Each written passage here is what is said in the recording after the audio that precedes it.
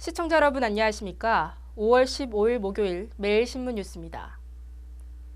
K2 군공항 이전과 관련해 대시민 공청회가 어제 열렸습니다. 시행사 선정과 이전 비용 등 해결할 문제가 많습니다. K2 공군기지 이전을 위한 대구 군공항 이전 건의안 공청회가 어제 오후 한국폴리텍대학에서 열렸습니다. 이날 건의안에서 제시된 군공항 건설 및 주변 지역 지원 사업비는 3조 5천억 원으로 이는 올해 대구시 전체 예산의 9.6%에 이르는 액수입니다. 문제는 빨라도 10년 후에나 종전부지 개발 수익을 기대할 수 있다는 점과 제조업이 쇠퇴하면서 산업용지 수요가 급격하게 줄고 주택 수요 역시 고령화와 1인 가구 증가 등으로 쉽게 예측할 수 없다는 점입니다. 이렇게 투자와 수익의 큰 시차로 사업성이 떨어져 시행사 구하기가 쉽지 않을 것이라는 우려가 나오고 있습니다. 세월호 실소유주 비리를 수사 중인 인천지검 특별수사팀이 유병헌 전 세무그룹 회장의 장남 대균 씨에 대해 A급 지명수배를 내렸습니다. 검찰은 수사 중인 사건과 관련해 도주 우려가 있을 때 지명수배 조치를 취하며 A급 지명수배자는 발견 즉시 체포됩니다. 검찰은 대균 씨가 밀항할 우려가 있다고 판단해 전국 밀항 루트를 면밀하게 점검하고 있으며 유대균 씨 도피를 도와준 사람이 있는지를 파악해 있다며 엄벌할 것이라고 말했습니다. 검찰은 또 16일 오전 출석을 통보한 유 전 회장이 출석할 것을 믿고 있다며 불응에 대비해 나름의 대책도 강구하고 있다고 밝혔습니다. 이인복 중앙선거관리위원장은 이번 지방선거에서 정책과 공약을 꼼꼼히 살펴보고 최선의 후보자와 정당을 선택해야 한다고 강조했습니다. 이인복 중앙선관위원장은 6.4 지방선거 후보일 등록 신청을 하루 앞둔 어제 공명선거 담화문 발표를 통해 이같이 밝혔습니다. 이 위원장은 또 불법 선거 운동 조직과 공무원의 선거 관여 행위, 여론조사의 왜곡 행위를 중대선거범죄로 규정하고 단호하게 대처하겠다고 말했습니다.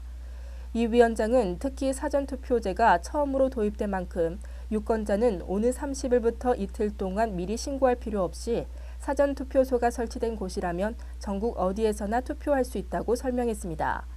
이 위원장은 이와 함께 기업들은 직원들이 투표할 수 있도록 시간을 보장해줘야 한다고 강조했습니다.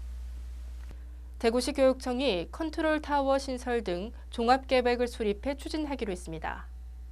대구시 교육청은 교육안전 컨트롤타워인 가칭 교육안전지원단을 교육감 직속으로 신설해 안전재난관리의 총괄 조정과 사고 발생 때 종합지휘 등의 역할을 수행하도록 할 계획입니다. 위기체험 중심의 반복적인 안전교육과 훈련을 강화하고 현장체험 학습 등에 앞선 사전 안전역량 평가제도 의무화하기로 했습니다. 또한 안전보건 관련 예산을 앞으로 4년 동안 매년 10% 이상 늘리고 학교 운영 계획 수립 때도 안전교육 활동에 대한 내용을 반영하도록 했습니다. 한국의 국부가 일경 630조 원대로 국내 총생산의 7.7배 수준인 것으로 나타났습니다. 한국은행과 통계청이 처음으로 개발한 국민대차대조표를 보면 우리나라의 국빈 국민순자산은 일경 630조 6천억 원이며 1인당 국민순자산은 2억 1,259만 원으로 나타났습니다.